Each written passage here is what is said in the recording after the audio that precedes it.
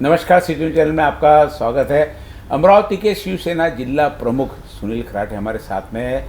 चुनाव की चर्चा है पदवीधर मतदार संघ की। धीरज लिंगाड़े जो महाविकास आघाड़ी के उम्मीदवार, ऐसा बताया जाता है कि पहले शिवसेना में थे, ऐसे मूल उम्मीदवार शिवसेना के, लेकिन अभी कांग्रेस की तरफ से महाविकास आघाड़ी की तरफ से चुनाव लड़ रहे हैं। अभी सरकार भी सेना की नहीं है और ना महाविकास आघाड़ी की है। सरकार गिर गई या इनकी छीन ली गई सरकार। अभी सरकार भाजपा और एकनाथ शिंदे जो इनके ही गुट के थे, जो दूसरे गुट में जाके बैठे हैं, और यहाँ के जो विधायक भी इनके साथ में बच्चू कोड़ू थे, वो भी अब इनके साथ में नहीं है। किस प्रकार ऐसे परिस्थिति में अपनी सीट चुनकर लाने के लिए प्रयास करते, जानते सुनील खराटे।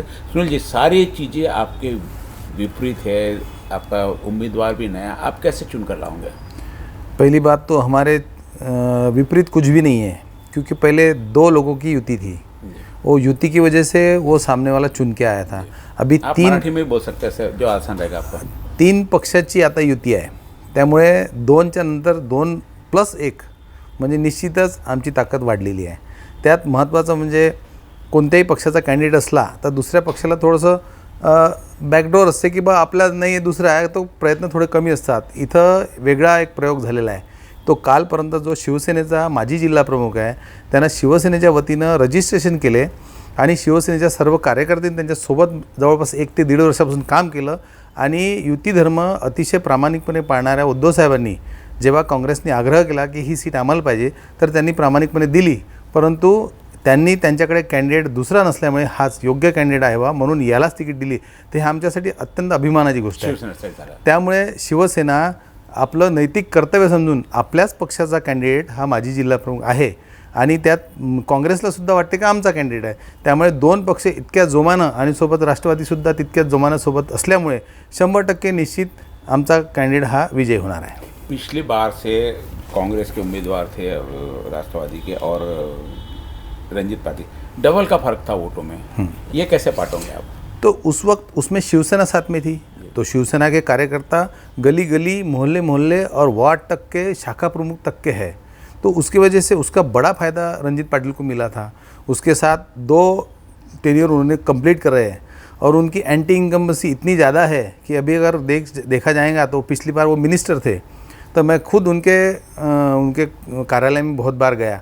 तो वो पदवीधरों को, जिनके भरोसे वो चुन के आए थे, उनको महत्व न देते हुए बाकी लोगों को कुछ कमर्शियल विषय पे ऐसे 3-4 टेबल लगे थे, अलग अलग पार्टियां बैठी रहती थी। वो किस विषय में था वो अलग विषय है, वो कमर्शियल था ये 100%। लेकिन जो उनको पदवीधर मिलने के लिए आते थे कि भाई हमारा ये काम है वो काम है, तो वो सारे पदवीधरों को वो हॉल में बैठा के रखते थे। 3 बजे तक इनका ये प्रोग्राम चलता था। 3 बजे के बाद ये बाहर आते थे और हॉल में खड़े रहने के बाद में सारे लोगों को लाइन में लगाते थे और लाइन में लगाने के बाद में एक से सिर्फ निवेदन लेते थे, अपने ओएसडी को दे देते थे। तो ये जो पदवीधरों का मेरे हिसाब से डायरेक्ट अपमान है, जो मैंने खुद अपनी आंखों से देखा। इसके लिए पदवीधर ये अपमान अपना भूलेंगे नहीं। और जिस चीज़ के लिए इनको चुन के दिया था, जैसे कि अभी उप मुख्यमंत्री देवेंद्र फडणवीस अभी बोल रहे हैं कि जो बहुत ही एक जिव्हाड़े का विषय है शिक्षकों का, पुरानी पेंशन, उस पेंशन पे इन्होंने बोला था पहली बार सभागृह में। इनका भाषण है जो अभी वीडियो वायरल भी हुआ है कि नहीं, रंजीत पाटिल का प्लस देवेंद्र फडणवीस जी का, उन्होंने ये बोला था कि हम पुरानी पेंशन बिल्कुल नहीं देंगे। अभी वो पुरानी पेंशन इनके यहाँ अटक गई, गले में अटक गई, तो उन्होंने अभी फिर से शुरू किया कि भाई हम पुरानी पेंशन पे विचार करेंगे और पुरानी पेंशन देंगे। तो ये दोगलेपना ये सारे पदवीधरों को और शिक्षकों को पता चल चुका है और इस बार बिल्कुल ये चलेगा नहीं, 100%। दूसरी बार जो धीरज लिंगाड़े है उसका प्रचार इतना अच्छा चल रहा है, सारे तीनों पक्ष का समन्वय अच्छा है। वाशिम, अकोला, बुल्ढाना और अमरावती, यवतमाल, ये चारों जगह पे ऐसी स्थिति है कि रंजीत पाटिल के खिलाफ बहुत ज़्यादा लोगों का रोष है और इनके प्रति बहुत अच्छी सद्भावना है। इनके पिताजी पुराने आमदार है, उनका भी उनका जो महत्व पुराना है वो भी उनके काम आ रहा है और लोगों से वो ज़मीन से जुड़ा कार्यकर्ता ऐसा सोच के वो लोग उसकी तरफ आकर्षित हो रहे हैं। 3 पार्टी का तालमेल, जैसे बता रहा कि सीट कांग्रेस की आपने बताया और मूल में उम्मीदवार शिवसेना का, इसलिए आपस में तालमेल हो गया। लेकिन शिवसेना और कांग्रेस की विचारधारा का यहाँ पे कहीं फ़र्क पड़ेगा? नहीं, ये सुशिक्षित लोगों का ये निवडणूक मतदार संघ है और निवडणूक है। मतलब इंटेलेक्चुअल लोग बहुत सारे इसमें हैं, विचार करने वाले लोग हैं, किसी भी बहाव में न जाने वाले, हर चीज़ का विचार पूर्वक निर्णय लेके वो मतदान करने वाले हैं। तो पदवीधरों का सबसे मूल मुद्दा है कि उनको अभी रोज़गार ही नहीं है। तो ऐसा मुद्दा किसी विचारधारा को लेके नहीं चलता, या कोई जाति धर्म के लिए सभी जाति धर्म के लोगों को, उनके युवकों को जो पढ़ाई लिखाई करके पदवीधर बन चुके हैं, उनको रोजगार की सख्त आवश्यकता है। इसलिए उस नज़रिए से इस निवडणूक को बिल्कुल देखा नहीं जाएगा, इसलिए 100% ही चुन के आएगा। आपके शिवसेना का उम्मीदवार कांग्रेस में गया। जनरली ये जो विधान परिषद होता है ये पार्टी के लिए होता है। मतदार संघ तो चुनाव हुआ, उसके बाद में मतदार संघ खत्म हो जाए, मतदार संघ रहते हैं, वापस नया मतदार संघ रहता है। तो शिवसेना के पक्ष में काम करेंगे, कांग्रेस के पक्ष में काम करके आपको क्या लगता है? महाविकास के आघाड़ी के पक्ष में काम करेंगे। आघाड़ी के पक्ष में काम करेंगे। और कितना विश्वास आपको धीरज लिंगाड़े पर कि वो पूरी तरह पदवीधर, जैसे आपने बताया कि रंजीत पाटिल ने ऐसा किया था, ये वैसा नहीं करेंगे, क्या विश्वास है आपको? देखो, ये हर चीज़ आंखों पे या सर पे लिखी नहीं रहती, लेकिन हर आदमी का विश्वास रहता है और उसका आचरण जो रहता है। अभी जिस तरीके से वो ज़मीन से जुड़ के काम कर रहे हैं, सभी लोगों से मिल रहे हैं, प्यार से बात कर रहे हैं, अभी तक का उनका पुराना इतिहास, जैसे भी शिवसेना का शिव सैनिक जो ज़मीन से जुड़ा रहता है, उसकी पहली परीक्षा जब रहती, बाला साहब को अपेक्षित जो शिव सैनिक था कि हर कुछ भी अड़चन आए तो सबसे पहले दौड़ के शिव सैनिक जाना चाहिए।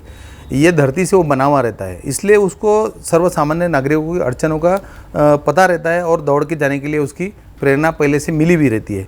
ये जो मतलब मराठी में जिसको बाळकडू मिला रहता है, तो इसलिए वो अभी कांग्रेस में भी गए तो उनकी मूल तत्व जो शिवसेना का है, इसलिए वो सभी पक्षों का, तीनों पक्ष का आदर भी करेंगे, सभी लोगों का काम भी करेंगे। हमारा उद्देश्य ये है कि पक्ष का काम ना करे चलेगा, लेकिन वो पदवीधर जिनके भरोसे वो चुन के आ रहे, उनके लिए, उनके रोजगार के लिए, उनके सभी प्रश्नों के लिए उन्होंने काम करना चाहिए। अब क्या आप अपील, किस प्रकार की अपील करोगे, क्या प्रलोभन दोगे आप मतदाताओं को और आपके कार्यकर्ताओं को, ताकि जो आपकी अभी मैंने बताया कि सब तरफ से बिखरा हुआ है, लेकिन आपकी सीट चुन कर आए, किस प्रकार दें? वैसे तो हम प्रलोभन तो कोई देंगे नहीं, क्योंकि हम काम करने में विश्वास रखते हैं। जैसे कि 2.5 साल में हमारे उद्धव साहब ने जिस तरीके से सरकार चलाई है, पूरे महाराष्ट्र के हर एक आदमी के मन में वो बैठ गए, और इसी डर के वजह से भारतीय जनता पार्टी डर के मारे उन्होंने ये पक्ष फोड़ा। और जो पक्ष फोड़ने के बाद में जो मिंदे गठ है, उन्होंने जो क्या बोलते हैं मिंदे गठ है, वो शिवसेना जो विश्वासघात उन्होंने किया है, मिंदे गठ कर दिया। हाँ, तो जो विश्वासघात करने की वजह से सभी महाराष्ट्र की शिवसेना का शो था, उसमें शिंदे बोलते थे आप, इसलिए अभी वो मिंदे आपको पता नहीं है। मिंदे मतलब मराठी में उसको बोलते हैं किसी का एहसानमंद। अच्छा, वो मतलब ऐसा दबा हुआ, उसको मिंदे बोलते हैं, इसलिए मैं पूछा नहीं पता था। हाँ, तो वो जो मिंदे सरकार जो है, उनका जो रवैया जो अभी हुआ, जिन्होंने पीठ में खंजर घोपा, और वो भी इतने प्रामाणिक आदमी के पीठ में, जिन्होंने स्वच्छ प्रतिमा का कुटुंब प्रमुख, ये प्रतिमा उन्होंने महाराष्ट्र की जनता से हासिल की थी, ऐसे आदमी के पीछे से वार करके उन्होंने अपने पैर पे कुल्हाड़ी मार ली है। महाराष्ट्र की जनता ये भूलने वाली नहीं है। दूसरी बात, अभी जो सरकार कर रही है, जितने भी ईडी, सीबीआई और एंटी करप्शन की इंक्वायरी जो हो रही है, उस दिन हमारे नितिन देशमुख ने उस चीज़ का पूरा ब्यौरा मीडिया को दिया कि अभी तक 26 लोगों पे कार्रवाई हुई है। उसमें एक भी हिंदी साइडर, मतलब जो मोहित कंबोज है, वो क्या बोलते, वो तोतरा जो बोलते हैं, वो भी है, और अपने यहाँ के भी खासदार आमदार है। इनके पास अरबों की संपत्ति है, लेकिन इनकी कोई इंक्वायरी लगती नहीं है, उन्होंने भ्रष्टाचार किया, उसका कोई उजागर नहीं होता है। लेकिन पूरे 26 मराठी लोगों के ऊपर अभी तक कार्रवाई हुई, उसमें से कुछ लोग डर के मारे उधर भी गए। इस चीज़ महाराष्ट्र भूलेंगी नहीं, महाराष्ट्र की मराठी जनता बिल्कुल भूलने वाली नहीं है। का क्या इस मतदार संघ पे फायदा होगा? निश्चित तौर पे होगा, क्योंकि आपने बताया कि समझदार मतदार संघ का ग्रुप है, क्या वो ये चीज़ समझेंगे कि उद्धव साहब के साथ में धोखा हुआ तो हमने धीरज लिंगाड़े को वोट देना चाहिए? धोखा उद्धव साहब के साथ में हुआ जरूर, लेकिन ऐसे आदमी के साथ हुआ जो महाराष्ट्र का विकास करना चाहता था, महाराष्ट्र में अमन और शांति पैदा करना चाहता था, और महाराष्ट्र को जो देश के नंबर 1 भी अभी स्टेट है और नंबर 1 लेके जाना चाहता था। जिस तरीके से उन्होंने कोरोना में वर्ल्ड में नाम कमाया, जो लंदन में उनका कोरोना पैटर्न यहाँ से लागू हुआ, उन्होंने अडॉप्ट किया, तो ऐसी ऊंचाई पे महाराष्ट्र को लेकर जाना चाहते थे। उसके वजह से ऐसे आदमी पे अगर विश्वासघात होता है तो निश्चित तौर पर पदवीधर जो इसमें मतदार है, वो इसका निश्चित तौर पे विचार करेंगे।